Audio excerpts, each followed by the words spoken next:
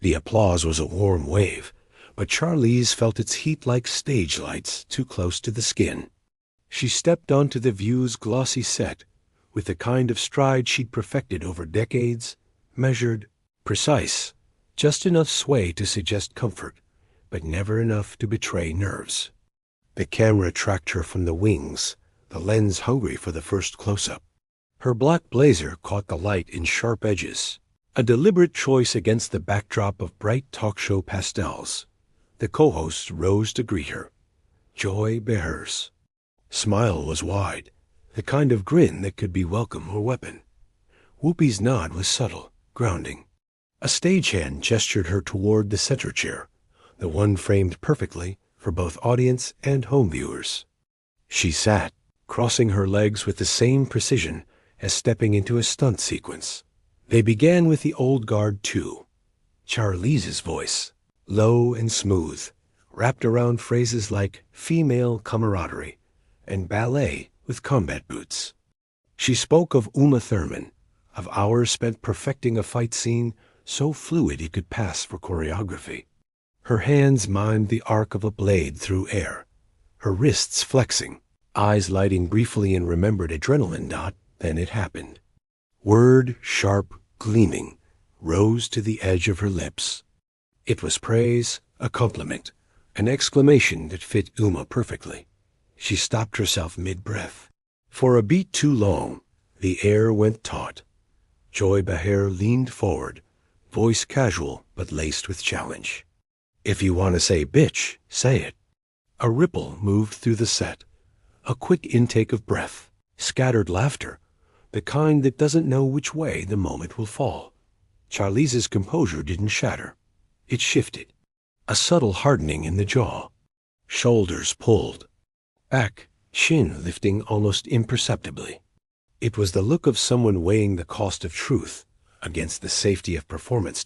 In that silence, the stakes crystallized. This wasn't a throwaway daytime quip. It was a collision of personas. The star required to be palatable, and the woman who'd built her career on defiance. The cameras caught everything, the flicker in her eyes, the unspoken debate raging. Behind them, viewers at home wouldn't just remember the movie plug. They'd remember the pause, the almost, the way she stood at the threshold of saying something real and chose, for that moment, restraint. The scene was set, but the war, quiet and internal, had only begun. The applause faded into the hum of the studio air system, but the tension didn't dissolve. It hovered, an invisible wire stretched between Charlize and the panel. During the break, cameras pulled back, commercials filling the broadcast feed, but nothing dulled the electricity. On set, Charlize's fingers drummed once on her knee before stilling. She wasn't a woman prone to fidgeting, and the small tick betrayed the weight of the moment. Joy Behar leaned back in her chair, watching her over the rim of a coffee mug. You almost said it, she murmured, low enough to skirt the microphones, but loud enough for the table to hear. That's not an accident. Charlize didn't immediately answer. She glanced at the audience bleachers, now filled with murmuring spectators who'd leaned in during that near slip. She could feel their eyes, curious, waiting to see whether the poised Hollywood figure would double down or step back. Sonny Hostin broke the silence. We could have gone with badass. Keeps standards and practices happy. Charlize's mouth quirked into a smile, but it didn't reach her eyes. Badass is fine, she said lightly, though the way she tapped her fingers again made it sound like a compromise, not a preference. Inside, she could hear the echo of years of public performance on red carpets, in press junkets, in interviews, where every syllable was weighed before it left her mouth. She'd learned the choreography. Be bold, but never so bold that you invite the wrong kind of headlines. Whoopi shifted in her seat. Live TV's a minefield, she said, almost to herself. The break ended. The stage lights swelled, bright as interrogation lamps. Charlize straightened, eyes sharp, the mask sliding back into place. But beneath it, The question still burned. How much of herself could she really bring to this table before the cost outweighed the moment? The countdown hit 1. Cameras went live again, and somewhere between the smile she offered the viewers and the calm tone in her first answer, a decision was still being made, one that would determine whether this would remain a fleeting, awkward beat or ignite into something no one on set could contain. The studio lights were bright, but her mind drifted somewhere dimmer. As the next question rolled in, something about choreography versus stunt doubles, Charlize found herself thinking of home, of the quiet moments that grounded her when the public stage threatened to consume everything else. She saw Jackson's face first, her eldest, all sharp wit and quick comebacks, who carried herself with a kind of guarded confidence that reminded Charlize of her own mother. And then August, sweet, stubborn, still figuring out where she fit in the world. A memory came uninvited. That day she'd walked in from set with the mullet for the old guard too. The hair, shaggy and severe, still stiff from the stylists. Product. She'd expected teasing. She hadn't expected August's reaction. The way her daughter's eyes welled and brimmed over, the sobs coming hard and fast. Why did you do that to yourself? She'd cried, clutching at Charlize's sleeve as if the cut itself had been a wound. Charlize had crouched down, hands on her daughter's cheeks. It's for a role, baby. It's still me. But you don't look like you, August whispered. And that, she realized, was the crux of it. Whether on a movie set or in the middle of a live broadcast, people expected her to fit their picture of her, the one they'd decided on, the one they were comfortable with. Deviate, and you risked upsetting the story they wanted to believe. Back on The View, the hosts laughed over some light anecdote. She smiled on cue, but the truth pressed in, the same pressure she'd felt looking into her daughter's tear-filled eyes. There was always a cost to being entirely yourself in public. Sometimes it was a child's disapproval. Sometimes it was an audience's. And today, she wasn't sure which was harder to bear. Her heel tapped against the riser, the faint thump lost under the chatter. She adjusted her blazer, gaze sweeping the studio, scanning for something to anchor her. But all she found were eyes in the audience, behind the cameras, on the panel, watching, waiting for her to choose between the polished answer and the unvarnished truth. The set hummed with an undercurrent of conversation, the kind that's too quiet for broadcast, but loud enough for those tuned in behind the scenes. Joy Behar leaned forward, fingers tapping on the polished table, eyes sharp as she broke the carefully maintained calm. You almost said it, Joy said, voice light but edged with something sharper. Why stop now? Charlize's gaze flicked. Toward her, a flash of defiance buried beneath the carefully neutral smile. But the unspoken question hung between them. Who gets to decide what words are safe? Sunny Hostin, never one to sidestep tough topics, chimed in. Is it because you're a woman? Because you're a woman of color? Because this is live television? The air tightened. Charlize's heart pounded, but her exterior remained still, a fortress of control built over years of interviews. Premieres and public scrutiny. Her voice, when it came, was low but steady. It's not about censorship. It's about choosing the right moment. Words carry weight. The ideological lines were drawn. The balance between authenticity and audience, between truth and tact, was no longer abstract. It was the battleground beneath the studio's bright lights. Joy nodded slowly. The thing is, this show is built on honesty, on saying what people won't. And yet, Charlize countered, there's always an unspoken rule book. What's allowed to be said, who gets to say it, and when. The conversation crackled. With tension, each word a pulse in a larger fight, between freedom of expression and the expectation society imposes, especially on women who refuse to be silent. As the panel pressed on, Charlize felt the invisible gaze of history weighing down on her, the legacy of women who'd spoken their minds and faced the consequences. But this was her moment, too, and she knew the stakes had never been higher. The conversation shifted, the air thickening with anticipation. Charlize leaned forward, hands folded in her lap, as if gathering strength from the silence before speaking. She began to recount the grueling hours on set, the physical toll of performing stunts that blended the elegance of ballet with the brutality of combat. Her voice was steady, but carried an undercurrent of pride. Filming those scenes, you're pushing your body to limits you never imagined.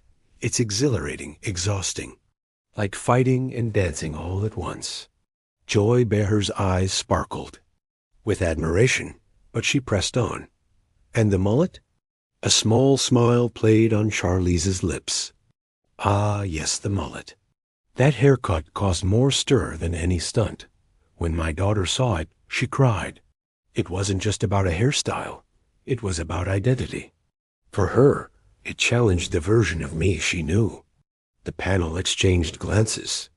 The personal had collided with the public, laying bare the fragile line Charlize walked every day. I want to be authentic, she continued, voice softer now, but sometimes authenticity comes with a price. Words I want to say, truths I want to tell, sometimes they're too loud for the moment. Sonny nodded. So, when Joy asks you to say that word, it's not just about the word, it's about everything that word represents. Charlize's gaze hardened. Exactly. It's about power, respect, and who controls the narrative. The room felt smaller, the stakes larger. A testimony wasn't just anecdotal. It was a declaration of struggle. A woman navigating the expectations placed upon her by family, culture, and the public eye. In that moment, viewers could feel the weight of silence, the tension of restraint, and the fierce desire to be heard on her own terms. The moment hung in the air like a drawn breath, heavy and unspoken. Charlize's eyes flicked toward the co-hosts, steady and fierce beneath the studio lights. The cameras rolled, but something shifted, an invisible current that pulsed just beneath the polished veneer of daytime television. Then, with a deliberate calm that shocked the room, she stood. Her chair scraped softly against the floor, echoing in the sudden silence. I'm sorry, she said, voice firm but controlled. I need a moment. Without another word, she turned and strode away from the table, her steps measured but resolute. The crew exchanged quick, surprised glances as she passed, no cameras following. The studio seemed to hold its breath, an audience caught between disbelief and awe. Joy Behar's smile faltered. Well, she murmured, searching for words that didn't come.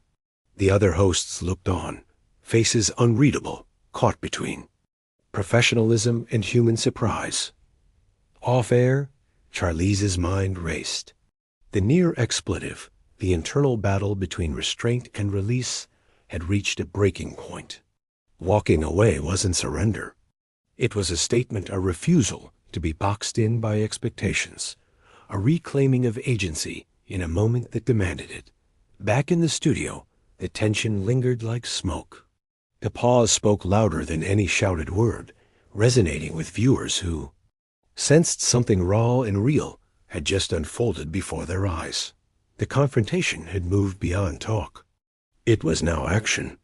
And in that action lay an unspoken truth. Sometimes the loudest voice is the one that walks away.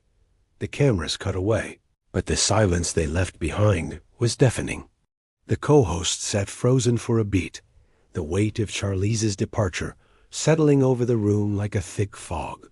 Joy Behar finally broke the quiet with a shrug. Well, that was unexpected. Her voice tried to mask uncertainty, but the tremor was unmistakable. Social media exploded instantly. Clips of the walk-off looped across platforms, fans praising Charlize's courage, critics branding her dramatic. News outlets scrambled to analyze the moment. Was it a diva meltdown or a powerful stand against censorship? Headlines flashed. Charlize Theron breaks silence by leaving the view. When words fail, the power of walking away. Backstage, Charlize sat alone in the green room, the buzz of the studio muffled by thick walls. She exhaled slowly, the adrenaline fading to a mix of relief and doubt. Her fingers traced the rim of her coffee cup, the only anchor in the storm. Swirling inside her dot, she reflected on the price of authenticity. The moment she almost spoke the forbidden word, the internal chains she fought to loosen daily. The walk-off wasn't a breakdown. It was a breakthrough, a reclamation of voice in a world that often demands silence. The show resumed without her, but the echo of her absence filled the space. Viewers at home felt it too, a raw fracture in the polished world of daytime TV. A glimpse of the real human beneath the celebrity veneer. In that quiet aftermath, Charlize's defiance spoke louder than any scripted line. The conversation had shifted, and the stakes had never felt higher. Days later, Charlize sat for a candid interview, the weight of that moment on The View still fresh but refrained by time. Her voice was calm, thoughtful, as she spoke not just of a near expletive, but of a deeper truth. "Language is power," she said softly, fingers intertwined. "It's not just about the words themselves, but the freedom to choose when and how we use them. Sometimes the silence speaks louder than any utterance."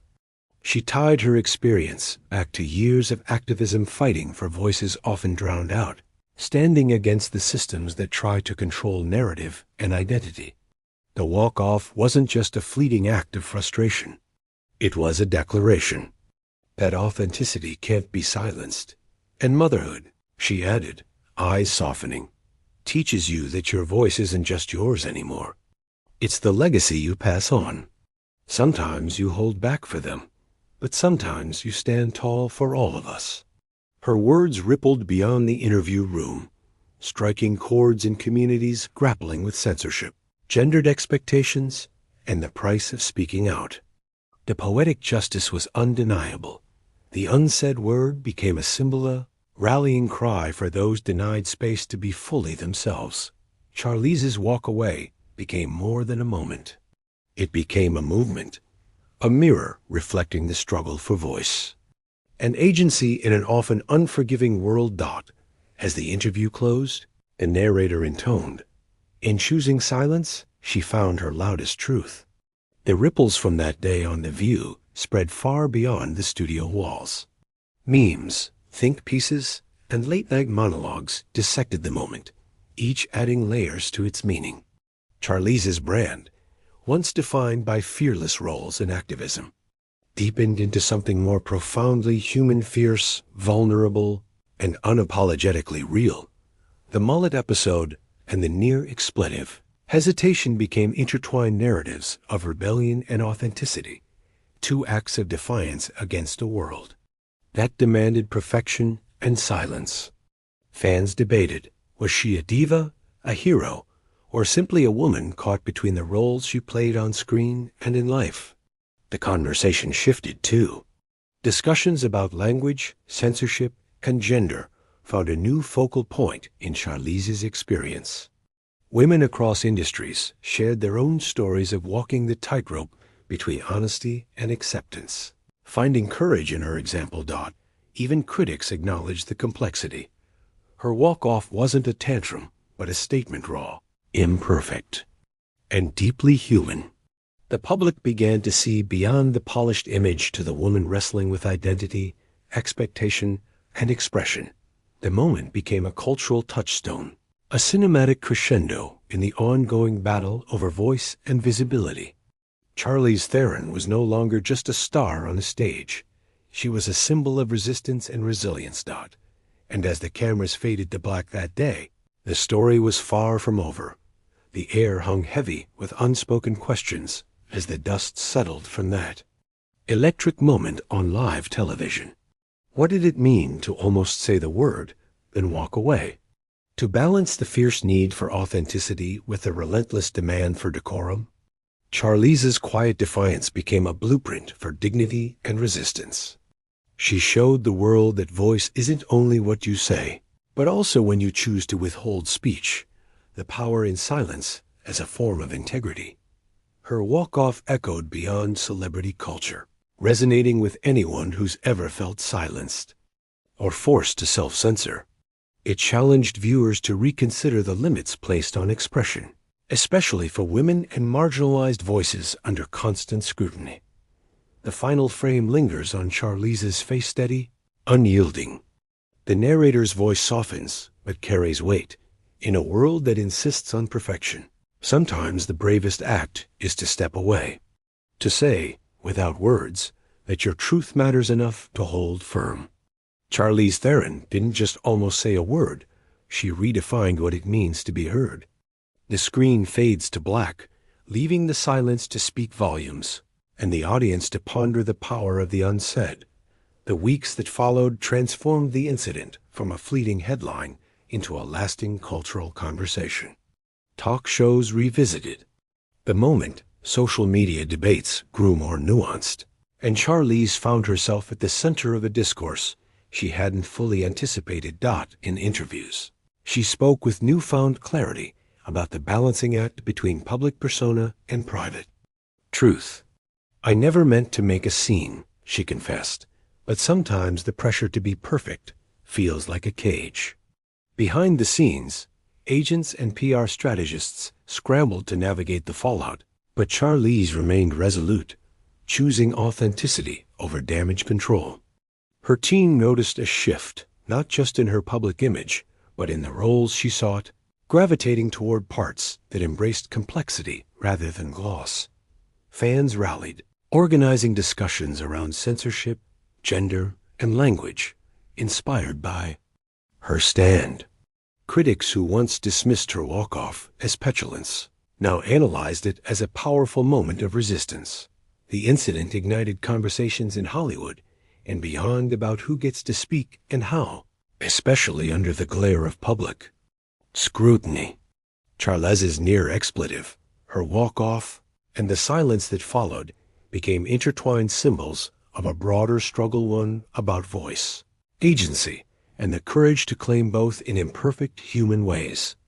The narrative had shifted from a single moment on a talk show to a movement, marking a new chapter not only in Charlize Theron's career, but in the cultural reckoning around expression and identity. The story, it seemed, was still unfolding. As the spotlight gradually dimmed on the immediate aftermath, Charlize began channeling the experience into action. She engaged with advocacy groups focused on free expression and women's rights, lending her voice to conversations that mattered beyond entertainment. In speeches and panels, she spoke candidly about the complexities of public persona versus private truth and the toll it takes to navigate both. "It's not just about the words we say," she told audiences, "but about creating spaces where honesty can live without fear." Her career choices reflected this evolution. Projects grew bolder, characters more nuanced, each role a statement of defiance against simplification and silence. The cultural impact rippled wider. Other celebrities followed suit, inspired to break molds and challenge conventions. Audiences, too, became more attuned to the unseen battles behind the headlines. Charlize's walk-off was no longer just a moment of tension on daytime TV. It was a catalyst for change, a testament to the power of reclaiming voice in a world quick to silence. The camera pans back, fading out on Charlize standing tall, not just as an actress, but as a symbol of resilience, authenticity, and the ongoing fight for expression. The story closes for now, but the dialogue it sparked continues, louder and more urgent than ever.